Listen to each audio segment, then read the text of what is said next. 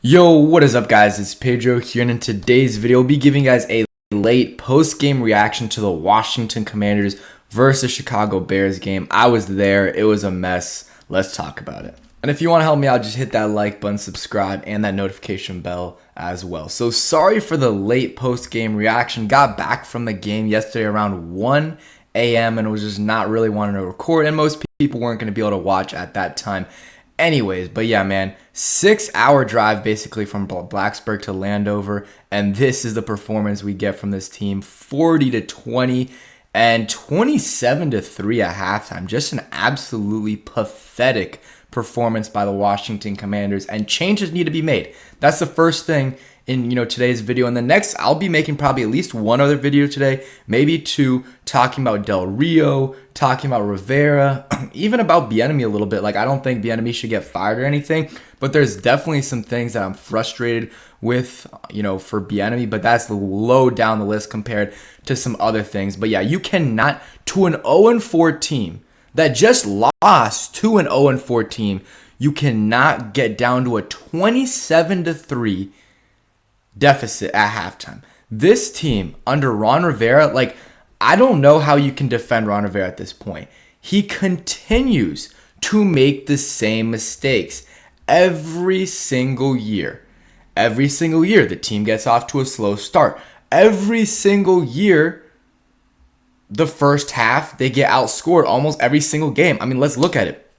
The Cardinals game, they were down at halftime. The Broncos game, they were down at halftime. The Bills game, they were down at halftime. The Eagles game, I think they were down at halftime, or I think they were down at that point. I'm not sure. It was pretty close. And then that was like the game they got off to the best start. And then the Bears game, down 27-3. It's just the same mistakes over and over again. And these players, these coaches, they want the fans to go to the games. It was a sold-out game. There were a lot of Bears fans there. From what I saw, I don't know the percentage, but there were a decent amount of Bears fans there. But the crowd, the Commanders fans were, into the game. They were making a lot of noise, even after it was 27-3 in the second half when they started to get things going. The Commanders fans were making a lot of noise. And sorry if my voice seems a little off. I did lose my voice yesterday. Still recovering from that. But the Commanders fans were into it. But you can't expect them to continue to show out to these games and show up to these games if this is the type of performance you're going to have on Thursday Night Football against an 0-4 football team, to lose 40-20. And really, there's not many positives in this game. I think Chase Young, he had a good game. Let's look at the stats. I mean, I don't know if he had a sack. Let's see. I'm trying to find Chase Young. So they gave him a half a sack, but I thought Chase Young had a really good game. Deflected a pass. Just overall, had a good game. He had a good game. Montez Sweat made some plays as well. But the defense, man, this defense that's supposed to be, game wrecking, allowing 40 points to the Chicago Bears and Justin Fields. Justin Fields threw 4 touchdowns and no interceptions against us. Our secondary was getting cooked. Absolutely cooked. What is Jack Del Rio doing? I said I would give him another week or so, to see what's happening, because every single year the defense starts out slow, but usually they get a lot better once the season gets to the midway point. Like last year, we were bad in the beginning, made some adjustments, and ended up being a really good defense at the end of the year. But at a certain point, it can't happen every single year, and then you give up 40 points to the Bears. I mean, I don't know what you're doing. Let's start off with Emmanuel Forbes. Emmanuel Forbes, try to tell you all about him. There's still time, guys. He's played 5 games. He can definitely, get better. But at this moment, he's just not good. He's not good. But Del Rio, the matchups he has for him. First, on the first possession, he was matched up one-on-one with Cole Kmet.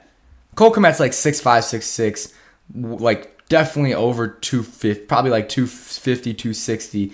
And he has Emmanuel Forbes on him. Not a good matchup. It ended up working out fine because they didn't pass to him, but still, I don't like that matchup.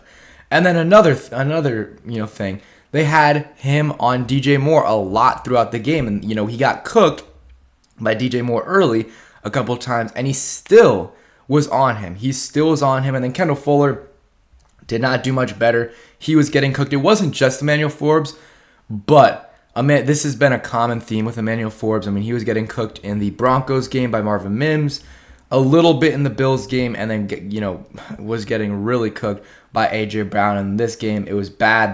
They benched him. They benched him.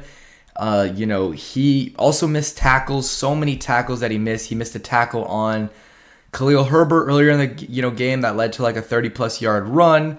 He also tried to jump the pass by Justin Fields to DJ Moore, and then missed it, and then missed the tackle later on. I mean, he's just not ready, guys. And at this point, it's in his head. It's going to be hard to recover. Honestly, I'm getting Jamin Davis vibes from his rookie year where, Jamin Davis has, come a long way, but he had a terrible rookie season. Honestly, this might be worse than what Jamin Davis had in his rookie year. It's been really bad by Emmanuel Forbes, and, there's really no defending him. Danny Johnson was in there and playing better than him. Benjamin St-Juste was getting cooked early on in the game, so was Percy Butler. This whole secondary, and the performance by the D-line man in the first half was absolutely pathetic. Sorry again, voice still a little sore, but Chase Young was the only one showing out. Jonathan Allen, Deron Payne, Montez Sweat made one play, but besides that, I saw somewhat consistent pressure from Chase Young and, okay plays in the run game. He was the only guy. I didn't see much from Deron Payne. He did have a high PFF grade, but, I really don't know. It was hard to see. I was in the 400 sections, but I didn't see much from Jonathan Allen in this game. He had a sack, but, I just didn't see the same dominance I saw last year from Jonathan Allen. They were just gashing us in the run game. It was there was 2 3rd and 7s that, they just handed it off to Khalil Herbert, and he got 8, 9, 10 plus yards. How do you let that happen? How do you let that happen? 3rd and 7, and you let them run 7 yards on you. It's absolutely pathetic. I'll talk, I don't want to go into too much into this game just because, it was a bad game. I want to talk about more bigger picture things as well, but, they play better in the second half, and that's just what I don't understand with these Rivera teams. They somehow find a way to just play way better in the second half. Why didn't you do that in the first half? The play calling was a little bit better in the second half. The defense, came out way different. I didn't even talk about Sam Howell. He was, it's really hard to tell. Again, I was up really high, so there's some things I couldn't see. And there's some things I could see that the bottom sections couldn't. But he was 37 for 51, almost 400 yards passing, 2 touchdowns, 1 interception. He definitely wasn't the reason we lost this game. Definitely not. He made some really good throws, and he scrambled a lot. There was a couple times he took sacks he didn't need to, but he also made some big plays in this game and extended plays as well. I really liked when I think it was in the second half, he scrambled. It was 3rd and 12, and then he got to it ended up being 4th and 2. He made a really good play there, and they ended up kicking the field goal. But overall, I think Sam Howell had a good performance. And real quick, a word from today's sponsor. And a huge shout out to BetUS for sponsoring today's video. BetUS is the leading online sports betting company. They have so many different sports you can bet on. They got NFL, NBA, which is coming up here in a minute. You got soccer, MLB, college football, any sport you can, think of, they've got. And, hopefully you didn't bet on the Commanders yesterday, money line or spread, because that did not work out at all. But there's some good games this weekend. You got Jacksonville and Buffalo, which is going to be an early game in London, where the Bills are 6-point favorites. You got the, Sunday night game as well, where Dallas and San Francisco will be playing, and the 49ers are 3.5-point favorites. If you use my link in the description, you get 125% first time deposit match, so it gives you a lot of money to play with, and it's just a really good deal overall. So use my link, and yeah, thanks to BetUS, and bet responsibly. Okay, so we're back, and just a couple other things on Sam Howell. Again, I think he had a solid day, was not the reason we lost. The interception was really bad before halftime, because I think at that point it was 20-3. So it's a 17-point game. Still not a great situation, but let's say you score there before halftime and it's 20-6. You're down 14 and a half at halftime, and that's somewhat winnable. Like, you can come, back from that. Or if you somehow get a touchdown and it's 20-10, you can definitely come back from that because you're getting ball. So that was a really just bad decision by Sam Howell. You can't do that. And, it just turnovers right before half cannot happen. And it led to a touchdown. So that was a bad turnover by Sam Howell. And some other bad plays. He did miss Dyami Brown early in the game. And again, from my angle, it looked like, Dyami maybe could have caught it. But at the same time, Dyami Brown was wide open. So he did overthrow him. So I'm going to put that one more on Sam Howell than Dyami. Because, Dyami Brown maybe could have made the catch. It would have been a really good catch. But at the same time, like, the guy was wide open. Like, if you would have, threw it a little bit shorter, it would have been a easy touchdown. He also, from what I saw, he looked like, in the end zone. I mean, we ended up getting a touchdown, I think, the next play or 2 plays later. But he threw it behind Dyami Brown where, again, Dyami maybe could have made that catch, but it was behind him. Sam's got to be better in those situations. But he made some big-time throws, nice deep ball to Gibson. He had some nice balls to Terry, to Jahan. And let's talk about Bieniemy real quick. I mean, Del Rio, there's not really much to say. Like, you're giving up 40 points to the Bears. You have, 4 first-round picks on the defensive line. You drafted Emmanuel Forbes. You drafted Jamin Davis. Like, you got so many first-round picks, and you're underperforming. Like, there's nothing to say. He should be gone. Like, we've given him a pass for a while now. There's no more pass from him. He should be gone. There's no reason he should be the defensive coordinator, even for the rest of the season. Like, I wouldn't mind, promoting someone else. I don't think it'll happen, but yeah, he just is trash. And, the thing that sucks, and this is a big picture thing, Rivera's going to end up turning this thing around at some point in the season. Maybe the next game, the Falcons game. They're going to win the Falcons game and then the Giants game or whatever, and they're going to, get that Mickey Mouse winning streak, get 3 games in the middle of the year where I will tell myself I'm not falling into the trap. But we'll see if I ended up, staying true to that. But they'll be 5-3 or something like that and have us believing that they're back. And then end of the season, they'll, lose again like they do every single year. It happens. But let's talk about Bieniemy, because Bieniemy is extremely frustrating because he makes some really good play calls and schemes some really good things up, but also he makes some questionable decisions. 6 carries for Brian Robinson on the day. And I know it wasn't efficient early on, but you cannot go away from it that quick. And 6 carries, 10 yards. And in the second half, it ended up working. But there was 2 situations where they were at the 2-yard line, and they didn't give him the ball once. And I know you're trying to save clock, you save time. But in the fourth quarter or whatever, they're at the 2-yard line, or maybe 3, and they threw 4 passes in a row. That was risky, or it was 3 or 4 passes in a row. And they almost didn't get that. And I guarantee you, if you run it 2-3 times with Brian Robinson, you're scoring. Bieniemy does not like to run the ball. Even the games they've ran the most, it's not even close to the percentage that they had last year. I mean, look at that. Sam Howell threw 51 times. You're not winning with Sam Howell throwing 51 times. It's just not how it's going to work. And then definitely not winning with Logan Thomas getting 11 targets and Terry and Jahan getting a combined 10 targets. I'm sorry. Logan had a solid game, 9 catches, 77 yards, and a touchdown. The fumble was costly. I know it didn't cost us points, but it really killed the momentum there. And that just, it sucked. It could have been whatever. A lot of times I feel like they blow that play dead, but I don't know. Yeah, Logan, you can't fumble that. But besides that, he had a pretty good game. But he does not need 11 targets. Seriously. And Curtis, I'm fine with Curtis getting 7. I mean, he was pretty efficient there. Why can you not get Terry McLaurin involved? That's the thing that really upsets me and pisses me off. I mean, he had 4 catches for 49 yards. Give him the ball. Why is Byron Pringle getting 2 targets? Why is John Bates getting 2 targets? I mean, Crowder was fine. He was good, but give targets to Terry and Jahan. These guys, we know it's not on them that they're not, I don't know if they're getting open. There was times where they were. They're definitely not getting as open as you would like. But we know that's not on them because they did it last year. Early on last year, even with Scott Turner as their OC, they were getting open and they were producing. Jahan Dotson's on pace for less than 500 yards on the season. Like, as a second-year player, he was definitely more productive last year, way more productive last year than he was this year. Way more productive last year than this year.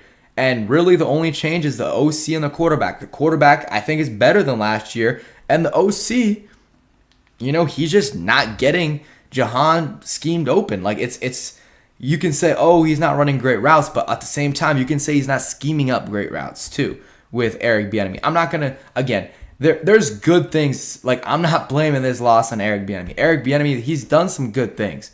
But let's keep it real. He's also done some questionable things. Like, again, 5 targets for your best receiver. And this has been a consistent thing. And not only that, but a lot of the targets are short, targets.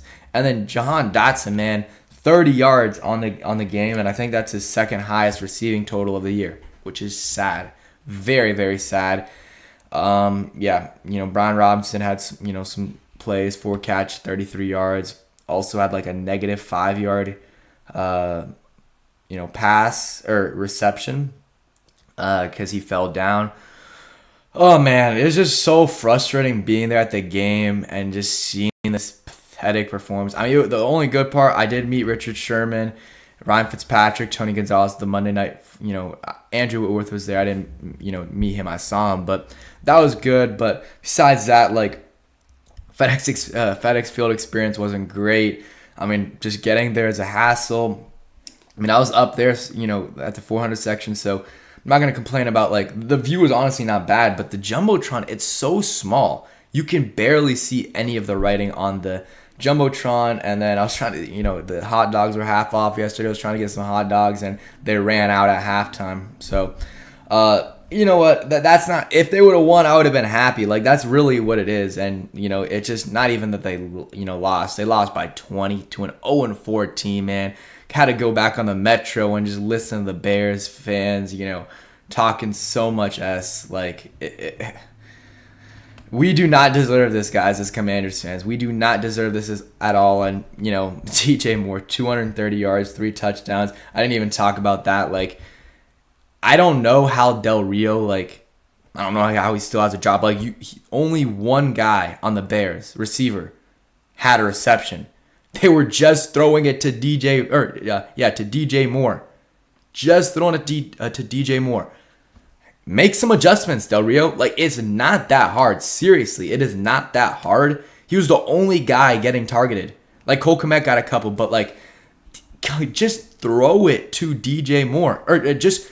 So they're throwing it to DJ Moore. Have someone on him. Like, have Fuller St. Juice, and then have safety help over, safety help, over the top for him. Sorry, I got no sleep. I'm so tired and frustrated. But, have some help for him. Like, they're throwing it to DJ. That's, Justin Fields' favorite target. And, yeah, man, it was just a really frustrating game. Just so frustrating. And, I was excited for this game. I didn't think, some people were like, oh, Pedro, you said it was going to be a gimme win. And I did say this is as close to a gimme team that you're going to play. But I did predict us to win by 7. Most people had us winning by 10, 14 plus. I thought it was going to be a close game. And I was wrong. We got blown out. But I'm not, let's not act like I thought it was going to be a blowout. I didn't think we were going to dominate them. I know Rio didn't think as well, but I still also didn't think we were going to lose, so, hey, that's on me. But, this is just I don't know what else to say, man. I'm frustrated. I'm sick. I'm tired of this team. Like, Josh Harris needs to clean house this offseason. Like, honestly, anyone that was hired by Dan Snyder or hired by someone that was hired by Dan Snyder needs to be gone this offseason. Like, Rivera needs to be gone. Jack Del Rio needs to be gone. Like, unless Eric Bieniemy shows something, a lot this, the rest of the year, I honestly, I don't know if you keep him. I mean, it's still early. We've seen 5 games from Bieniemy, but I'm not extremely impressed. Like, there was the Eagles game I was impressed with, and the Broncos game, but a couple other games not very impressed. So we'll see with Bieniemy. The jury's still out, but at the same time, just hire your GM. Like, hire the GM you want. If he wants to keep Bieniemy, hey, that's great. If not, that's also great. Let him do what he wants to do. But I think we kind of know at this point, like, Rivera cannot be back. Like, honestly, whatever happens the rest of the year, I just don't want Rivera back because this same pattern happens every year. We haven't been above 500 with this man as head coach. This is his 4th year, and yeah, man, I'm just disgusted. But yeah, thanks for watching, guys. I hope you guys enjoyed. Stay tuned for the content because there's going to be a lot of stuff in the next couple of days talking about Del Rio especially and Rivera. And I'll talk about Bieniemy and my frustrations, but again, there's still hope for Bieniemy, and I might make a Forbes video as well. But at this point, I mean, everyone knows Forbes isn't great. It's just, will he turn around? Thanks for watching, guys, and peace.